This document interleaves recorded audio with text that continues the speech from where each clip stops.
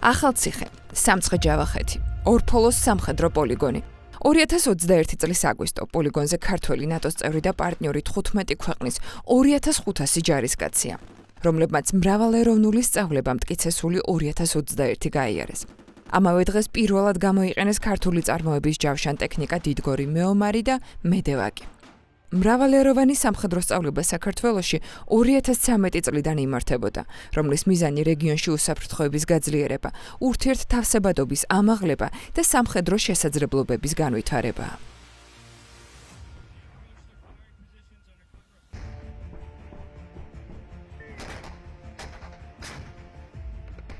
საქართველოს ნატოს ურთიერთობები სათავეს ჩვენი ქვეყნის დამოუკიდებლობის აღდგენიდან მეორე წელსვე 1992 წლიდან იღებს.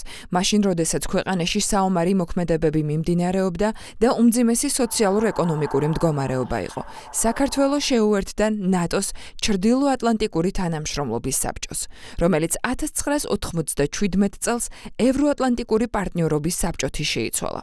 ეს იყო ქვეყნის განაცხადი, რომ იგი პოლიტიკური ფასეულობების ძირფესვიანად გადაფასებას იწყებდა. 33 წლის განმავლობაში ნატოსთან პარტნიორობით საქართველოს თავდაცვის, უსაფრთხოების გაძლიერების და მოდერნიზების მიმართულებით ათობით პროექტი და პროგრამა დაიწყო და განხორციელდა. ოფიციალური მონაცემებით ნატო ჩართული იყო საქართველოში საჰაერო და საზღვაო თავდაცვის გაძლიერების და ჰიბრიდული ომის წინააღმდეგ პროგრამების განხორციელებაში. ნატოს სახელს უკავშირდება საჩხერის სამთო სასწავლო ცენტრის გახსნაც, სადაც სამხედრო სწავლებები იმართება. სკოლა 2006 წლის 14 აგვისტოს დაარსდა, სადაც საქართველოს თავდაცვის სამინისტროს წვრთნები და სამხედრო განათლების სწავლება მიმდინარეობს. სასწავლო პროგრამა საფრანგეთის სამთო მომზადების ცენტრის მოთხოვნების შესაბამისად შემუშავდა. 2010 წელს ნატოს ჩრდილოატლანტიკურმა საბჭომ მიიღო დეკლარაცია, რომლის მიხედვითაც საჩხერის სამთო მომზადების სკოლას მიენიჭა ნატო პარტნიორობა მშვიდობისთვის მომზადების და განათლების ცენტრის სტატუსი. ჰიბრიდული ომის მკვლევრის დავით ძიძიშვილის თქმით, ეს იყო საქართველოში პირველი საერთაშორისო სტანდარტებით აღჭურვილი სამხედრო სასწავლო ცენტრი. ერთ-ერთი ყველაზე კარგი და პირველი, რაც მთავარია მაგალითი ნატოსა და საქართველოს შორის სამხედრო თანამშრომლობისა, იყო საჩხერის სამთო მომზადების სკოლა, საჩხერის სამთო მომზადების ცენტრი, ხან როგორ ერქვა და ხან როგორ. და ეს იყო იდეაში პირველი შესაძლებლობა იმისთვის, რომ საქართველოს სტანდარტი შეეთავაზებინან, საქართველოს მიიღო პირველ რიგში ნატოს სტანდარტი, გაეზიარებინა ეს სტანდარტი, რაც მთავარია ამ სტანდარტის შექმნაშიც ყოფილიყო მონაწილე, იმიტომ რომ საჩხერის სამთო მომზადების ცენტრმა მერე ძალიან ბევრი მნიშვნელოვანი პროექტში მიიღო მონაწილეობა ნატოსთან ერთად.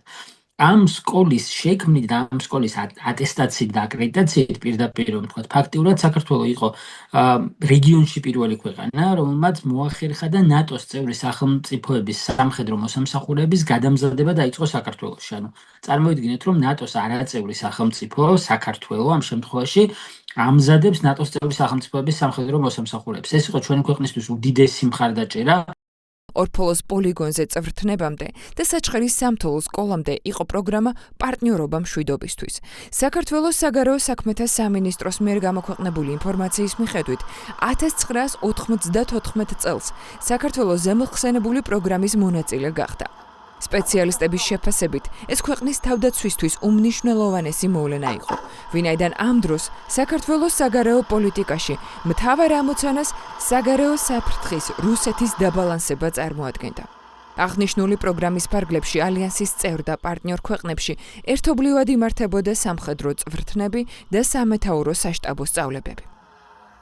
ამ პროგრამის ფარგლებში არაერთი როგორც სამხედრო, ასევე სამოქალაქო პერსონალი გადამზადდა ნატოს სასწავლო ცენტრებში, სასწავლო ცენტრების გარდა მრავალ კონფერენციაზე, საერთაშორისო სიმპოზიუმზე მიუღია მონაწილეობა ბევრ საჯარო მოხელეს, როგორც თავდაცვის სამინისტროდან, ასევე თავდაცვის და უსაფრთხოების სისტემის სხვა აქტორებიდან, საქართველოსდან, ასევე მრავალი ღონისძიება ჩატარებულა საქართველოში და ის რომ დღეს საქართველოს ყავს ესეთი მომზადებული კვალიფიციური და კომპეტენტური პერსონალი თავდაცვის და უსაფრთხოების სექტორში, მეტწილად სწორედ ამ და მსგავსი პროგრამების დამსახურება.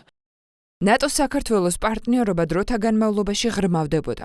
საქართველოს თავდაცვის ძალები მონაწილეობას იღებდნენ სამხედრო წვრთნებში, მისიებში, ჩვენი ქვეყანა მონაწილეობდა სამიტებში და მინისტერიალებში და თავის მხრივ მასპინძლობდა ჩრდილოატლანტიკური საბჭოს წარმომადგენლებს, მაღალი რანგის სამხედრო პირებს. შედეგად გაიზარდა ქვეყნის თავდაცვის უნარიანობა, რადგან ნატოსთან თანამშრომლობა ნიშნავს იმას, რომ დაცულია ქვეყნის ტერიტორიები. გვეუბნება საქართველოს პოლიტიკის ინსტიტუტის მკვლევარი შოთა კაკაბაძე. ისეთ პატარა ქვეყნებისთვის, როგორც საქართველოა, რომლის სამხედრო რესურსები შეზღუდულია ამა თუ იმ ობიექტური მიზეზების გამო, სასიცოცხლოდ მნიშვნელოვანია ძლიერი პარტნიორი, რომელიც უზრუნველყოფს იმას, რომ მისი დაცულია, მისი ტერიტორიები დაცულია და ასე შემდეგ. რატომ აღმოჩნდა საქართველოსთვის ნატოს სტრატეგიული პარტნიორი? დიპლომატის და მკვლევრის გიორგი ბადრიძის თქმით, საქართველოსთვის როგორც სხვა პოსტსაბჭოთა ქვეყნებისთვის, ნატო იყო დამოუკიდებლობის გამყარების და უსაფრთხოების დამყარების ერთადერთი მექანიზმი. მცირე ქვეყანას, რომელსაც აქვს ესეთი გამოწვევა, გვერდზე დიდი სახელმწიფო, რომელიც ბოლომდე არ აღიარებს შენს უფლებას, რომ იყო დამოუკიდებელი, მისი დამოუკიდებლობის გამყარების, შენარჩუნების და უსაფრთხოების მიღების ერთადერთი მექანიზმი არის საერთაშორისო ალიანსები. ორმხრივი ალიანსები თუ ეს შესაძლებელია დიდ რაღაც ქვეყანასთან, რომელიც გაანეიტრალებდა, დააბალანსებდა აი ამ შენი მეზობელი აგრესორის ზრახვებს. და იდეალურ შემთხვევაში წევრობა ისეთ საერთაშორისო ორგანიზაციაში, რომელსაც უკვე დამტკიცებული აქვს, რომ გარანტირებულად იძლევა უსაფრთხოების და თან სუვერენიტეტის შენარჩუნების შესაძლებლობას. სად ვართ ახლა ნატოს საქართველოს სტრატეგიული პარტნიორობის 33 წლის თავზე და როგორი იქნება ჩრდილოატლანტიკური ალიანსის და საქართველოს ურთიერთობა ქვეყანაში მიმდინარე პროცესების გათვალისწინებით? ვკითხეთ დიდი ბრიტანეთის ელჩს საქართველოში გარეთ უორდს.